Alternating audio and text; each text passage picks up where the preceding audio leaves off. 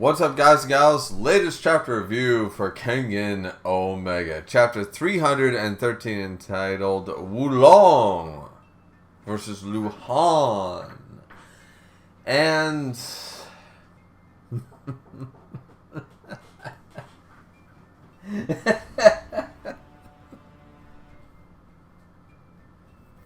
okay. Alright. Let's just go by it page by page. Shall we? Shall we do that? I know this is late, but...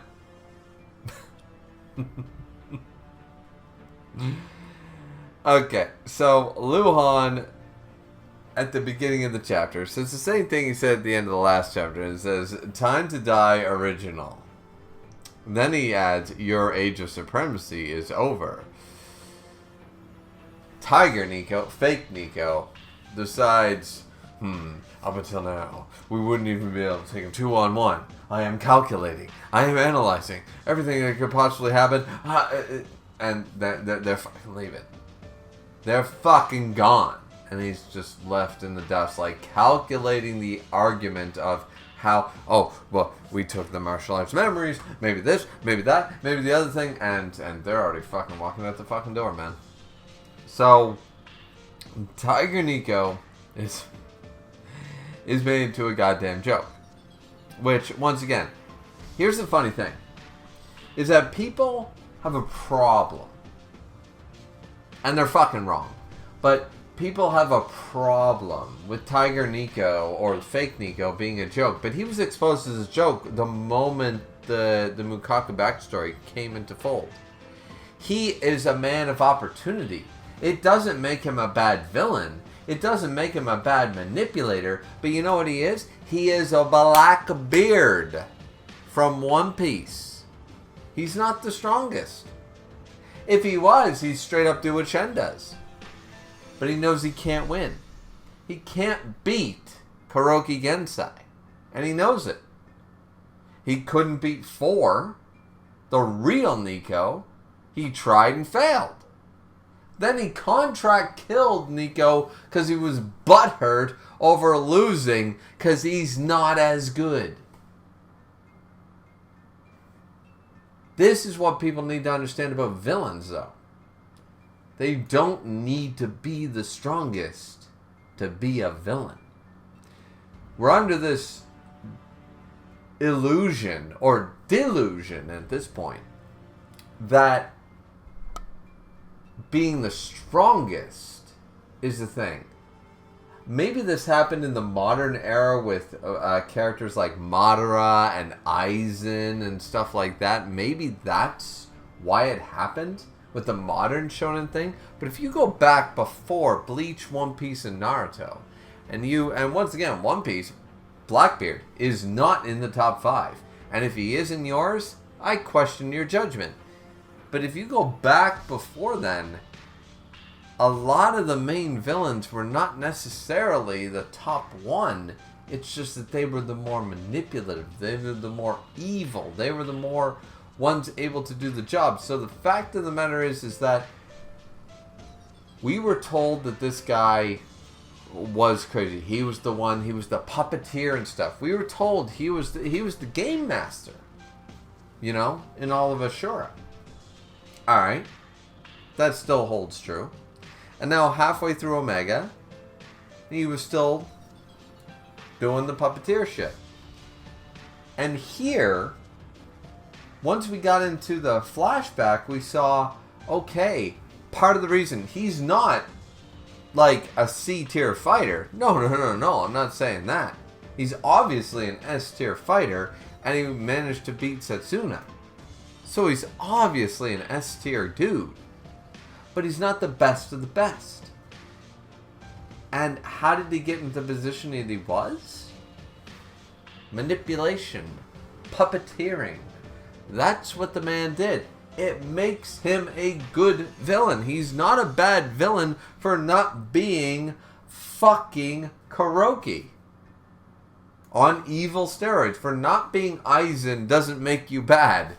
Not being Frieza doesn't make you bad. Like, Jesus Christ, we gotta stop with this shit. And I don't understand, in this generation that reads One Piece, I think it's just a mental block or something, because people honestly think that Blackbeard is in the top 5 when there's obvious characters that would fucking destroy him in a 1v1.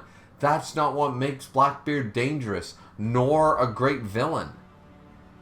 Being in the strongest doesn't make him dangerous. What makes him dangerous is his cunning, is his manipulation, is his tenacity.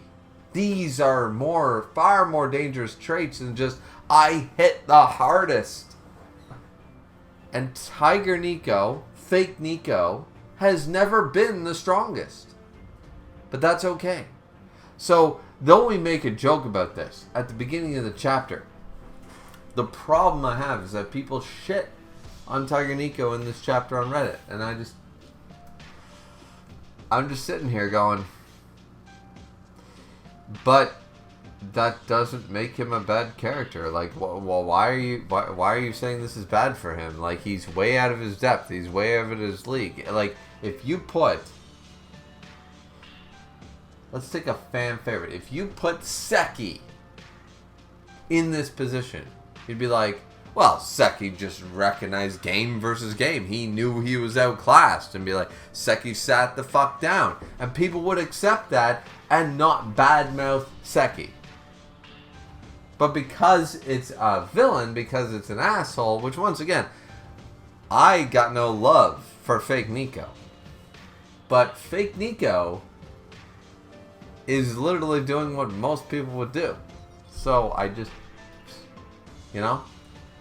And then we jump to, obviously, out into the outskirts. It looks like a part of the inside or whatever like that. Anyway, they talk about it. And now they're about to throw down and stuff. So Luhan says, I used to be a part of Skid Row.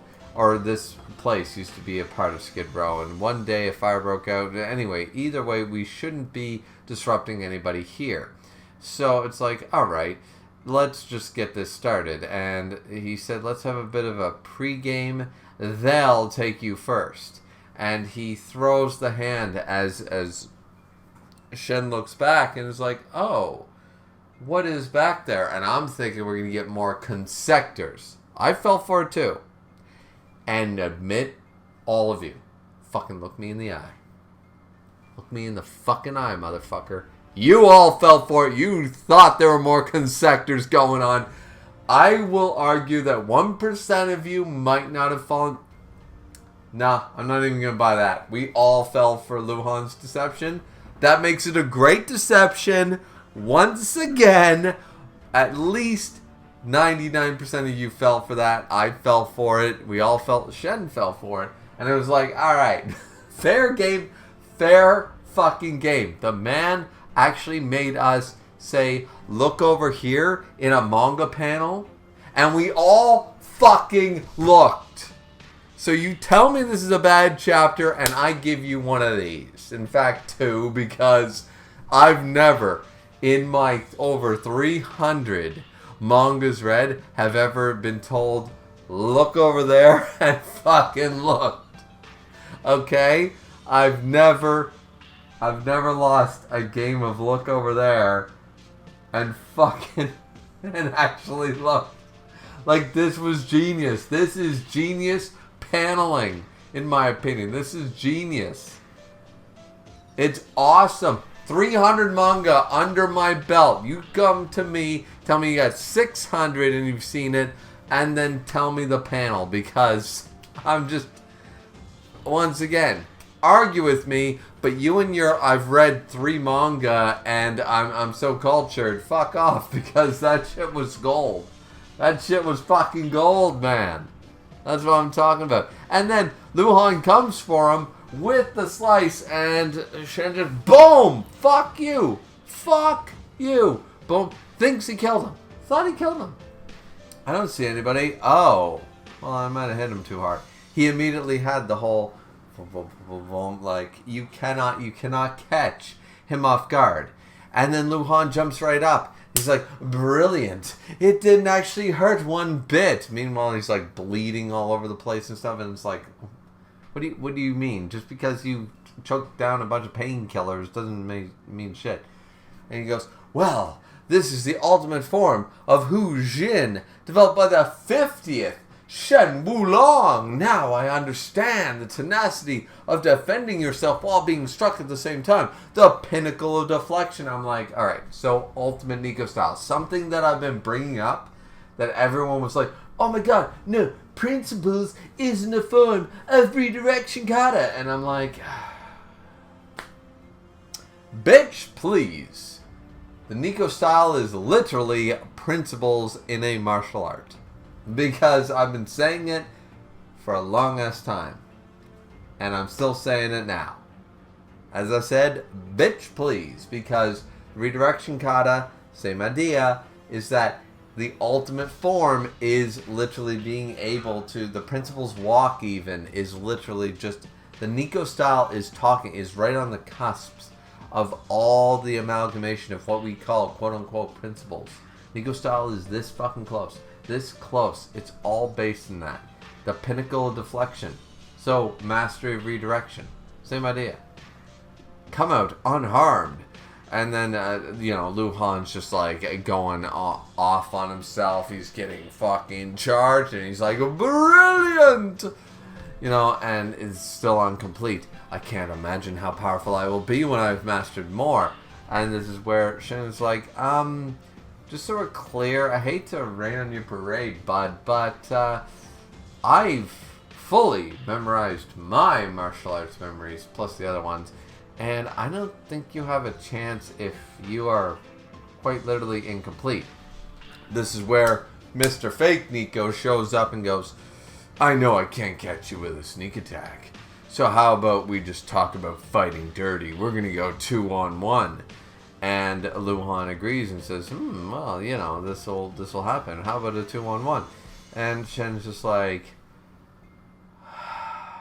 he thinks, he nods, and he just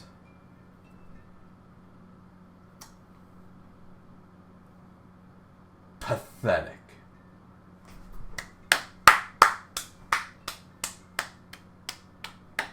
Man is calling it like it is. This man is not the main villain, but he's the one to defeat. Once again, here's the problem.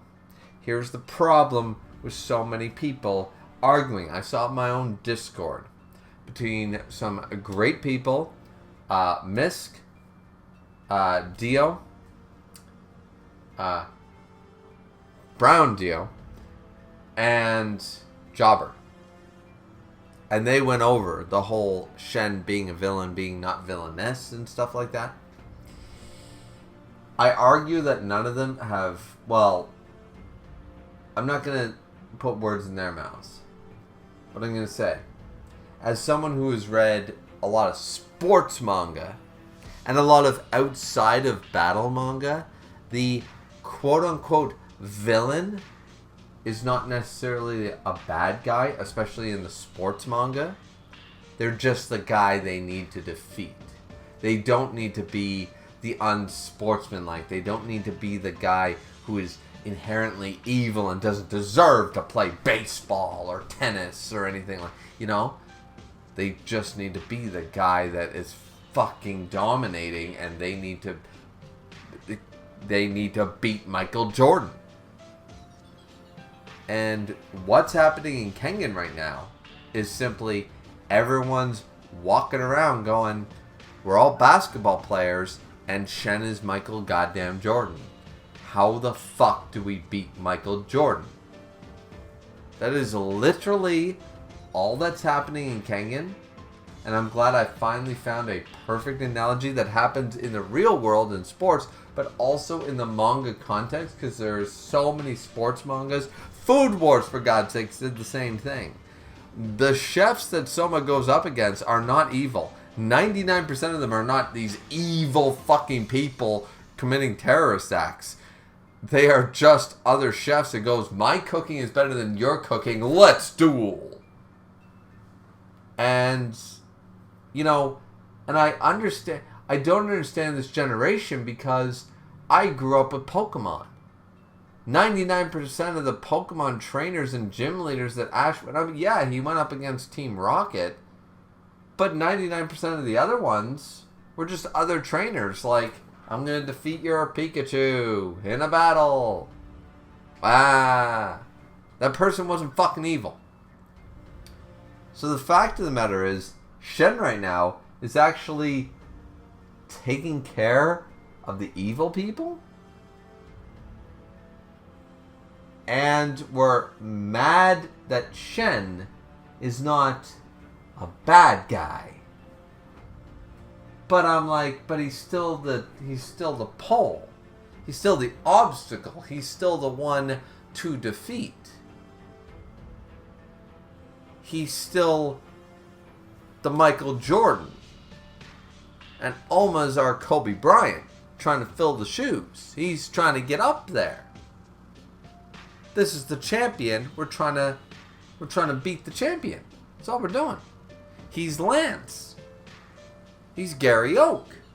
He's, you know, what is wrong with that level of storytelling? Like, once again, when people argue this, I completely shut it down, and I'm not going to listen to you anymore because your argument is so fucking old and stupid. It's like you've only read one goddamn story where big shiny knight kills evil dragon, and if you don't get beyond that concept, you're like, your brain just can't comprehend it. And this is 100% greatness going on right now. He has no time for these villainous characters because he's like, listen, I'm Lance, the Dragon Tamer. Team Rocket, Luhan and Nico. You are not me. I am Lance. I have a Dragonite. I fucking win. You cannot win. And then he proves that by smacking Luhan right in the face, blocking off Tiger Nico in some way, but Tiger Nico, stay where you are, Nico. Nico rushed in, but didn't even get a move in. He smacked Luhan in the face and said, Nico, get the fuck back. He said, I don't want to harm you. I know some people already got dibs on fighting you. Like, this was cold as fuck. This was cold as fuck. Because this man sits there and goes, I actually don't want to hurt you because I might end up killing you. But the thing is, there is a number of my people, my friends, who have dibs on you first, and they deserve that chance. So don't you fucking dare, because if I kill him, I gotta apologize tomorrow. I gotta buy fruit baskets, and I won't be fucking happy about buying an apology, fruits, and flower basket, Nico, you fucking loser. So sit the fuck down. And Nico just goddamn listens. I love it. I love it completely. And then Luhan's just like, well, you know, he's like losing his ass. And this is where just Luhan's like, I told you. And once again, the problem with the chapters is, of course, we never saw the Joji disrespect, and that's why Luhan got punched in the first place, and this is what this all boils down to. But let's forget all about that. Let's say it actually happened, people. Let's just say it happened so this all makes sense. No problem, right? He's like, I thought I warned you about paying respects to my friends. I know you've had men, and this is some 3D chess shit. This ain't checkers. Shen is actually playing chess here. He's not doing this shit for the fun of it as much as he loves Yama Gohan, because who doesn't love Yama motherfucking Gohan? But this man said, I knew you had spies, your death dealers, looking at Mr. Gohan. But Mr. Gohan, Mr. Yama Gohan, I was at his house yesterday. He's playing protection detail. Yan's all furious, like, where the fuck is this man? And he's like, no. You're gonna put snipers in this house. I'm just gonna come over and have dinner with you boys. How's it going? How's life? How you doing? You know? Oh, Mr. Yamagohan, thanks for your hospitality and stuff. This man is sitting there going, no. You dare put snipers and people on my fucking friends? Yamagohan is my goddamn friend. If he's assassinated, they're going to expect my involvement. That'll make problems with this whole end goal, which, once again, Shen is selfish. I'm not saying he's his fucking saint. But this whole setup builds up to the fact that he can fight in a gauntlet level tournament against the dudes that he thinks are more worthy than Luhan. Oma, Agito, the Beard, and he's like, You're trying to fuck that up for me. Plus, he's my friend. And he goes, you can harass me all you like, for all I give a fuck, but don't you dare touch my friends. And I'm like, the fact that this man, who once again lacks empathy, we're not going to acknowledge that maybe he doesn't understand the term friend completely in the way that you and I do. But the fact that he feels enough affection towards Yamagohan, Oma, Kuroki, and the rest of his peeps is just like, no. You don't get to fuck with my people. You touch Joji, I put you through a lamppost. You touch Yamagohan, well, no, you know what? Fuck it. And he literally basically says, you threatened Joji, I put you through a lamppost. You threatened Yamagohan, and now, fuck this shit. There's no warning this time. He's like, I'm gonna just kill you with this. Fuck it. Get you out of my hair, and then I have no issues. Then I can go about my days, I can enjoy my drinks with Joji, have my campfires with Kuroki, and I can have a good fucking day. And then you pissed me off for the last time, and he goes in, and it's the whole, who knows how long it had been since Shen Wulong punched with the intent to kill. And boom, it was blocked. Now, it didn't do any damage to Shen. Shen was like, And Nico was amazed. He was like, what the fuck just happened? And then we see it. Aura bead, last panel. I've never seen that before. What was that, Luhan? He said, haven't you read shonen manga before? This is what we call a last minute awakening. End of chapter. Now,